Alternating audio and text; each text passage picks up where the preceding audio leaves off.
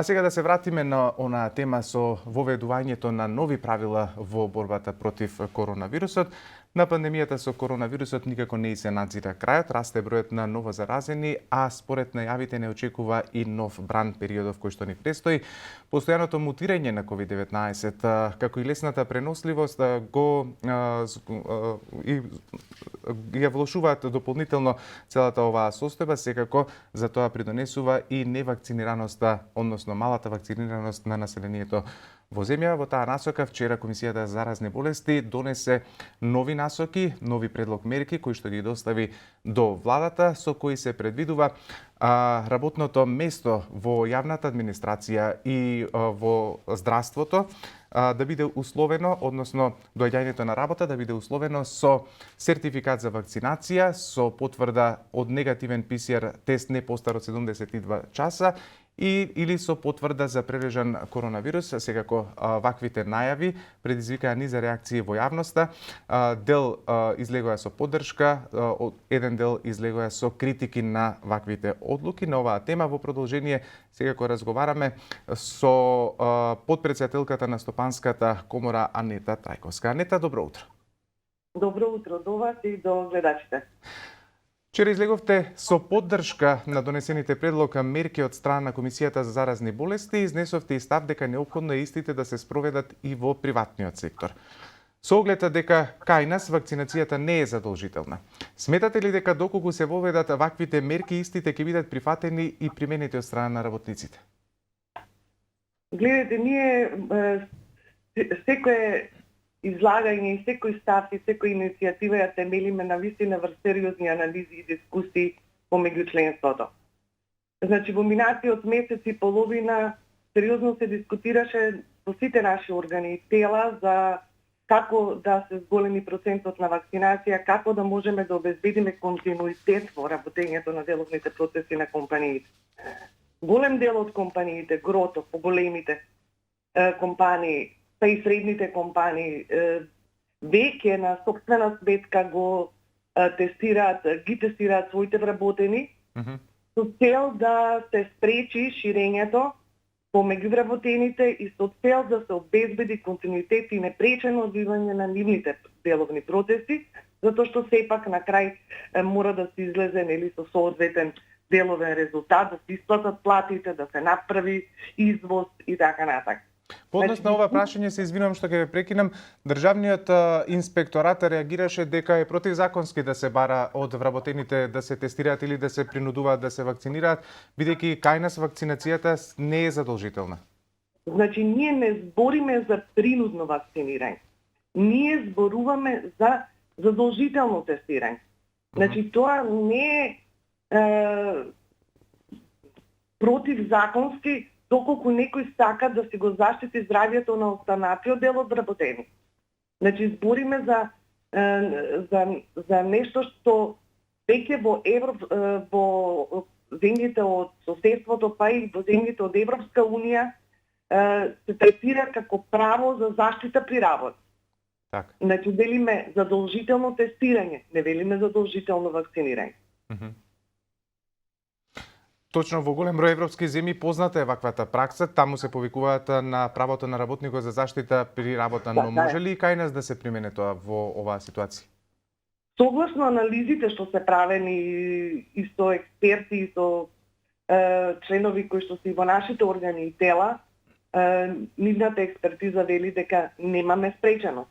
Значи, тука останува ова иницијатива да се разгледа од органите, од институциите на државата и нормално доколку има спреченост, ќе се превенира. Но меѓутоа, работодавачите сепак ги тестираат своите вработени во случајов на сопствена сметка, но меѓутоа не станува збор дали они ќе го превземат на сопствен терет или на терет на вработените.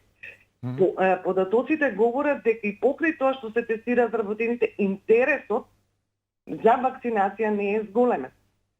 Значи, се процени дека доколку вработените бидат тестирани, може би во некој следен период ќе се постигне поголем процент на вакцинација, со што побрзо би се спречиле ширењето на мутациите на овој вирус во интерес на сите.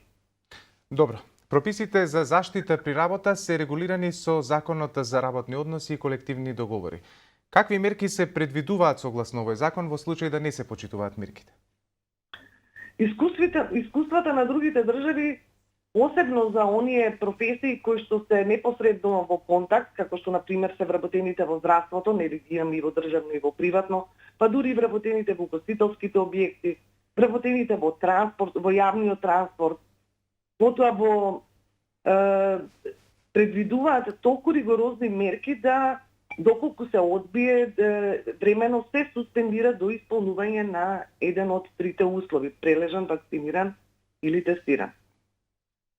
Така, сепак се поставува прашањето што ќе се случува со оние работници кои ќе одбијат да ги почитуваат ваквите мерки? Ќе значи ли тоа губење на работното место?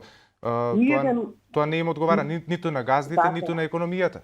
Така е. Ниеден работодавач не сака да го изгуби својот работник.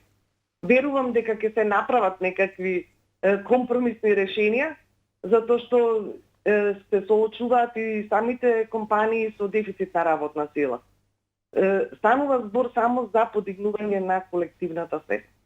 Споменавте задолжително тестирање на вработените. Сега тука би морал да ве прашам кој би го сносил трошокот за тестирањето, бидејќи ако толку често се прават тестови како што се предвидува во овие мерки, тоа ќе зададе сериозен удар врз буџетот на работниците. Значи, нашата иницијатива беше со произлеза од дискусиите во органите и телата да се предложи до владата согласно законот за трговија да се донесе одлука со која ќе се определи највисоката цена на овие тестови, па можеби да се размислува и за субвенционирање на овие тестови од страна на буџетот на некој начин, со тоа што трошокот на вработениот биде што помал. Иначе, бидејќи искуствата на компаниите говорат дека со превземање на трошокот на самата компанија или на терет на државата, нема да дојдеме до посакуваниот ефект.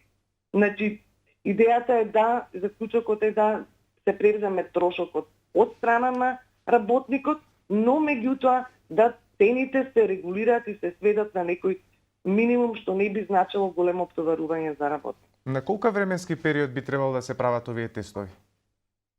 Предлогот е најмалку еднаш неделно. Најмалку еднаш неделно, тоа значи некаде околу 4 до 5 пати во месецот, со оглед на тоа дека сега моменталната цена на овие брзи ковид тестови некаде е и 300 денари, значи тоа би дошло некаде околу 1200 денари месечно, 1200 до 1500 денари месечно по работник, затоа и го поставив тоа прашање на кого ќе падне товарот. Кој ќе врши доколку се субвенционира во одредена мерка, така, и доколку се ограничи можноста за зголемување на цените, затоа што нормално кога ќе имаме поголема побарувачка може да настане сериозно раснала цените на овие тестови. Сето тоа мора да биде добро контролирано за да не предизвикаме и лавина на пораст на овие цени и сериозен трошок на вработените. Но меѓутоа, сепак цениме дека дел од овој трошок можеби треба да биде преведен. И уште едно прашање пред крајот на овој денешен наш разговор. Кој ќе врши контрола за тоа дали вработените се придржуваат до мерките? Па тука и трудовата инспекција, тука се и пазарните инспекции, зависи за каков деловен субјект станува збор. Значи, контролата е возможна од страна на инспекцијските органи, надлежни за ова работење, но меѓутоа она што се препорачува е да се остави на работодавачот да одлучи дали ова тестирање би го правел во собствените простори или би го правел со ангажман на некоја државна или приватна акредитирана лабораторија. Сепак цениме дека контролата е возможна како што е возможна во другите држави. Има дури и воспоставени електронски веб портали од страна на другите земји каде што контролата е премногу едноставна.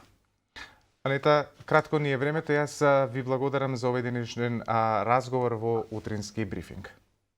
И благодарам и на вас.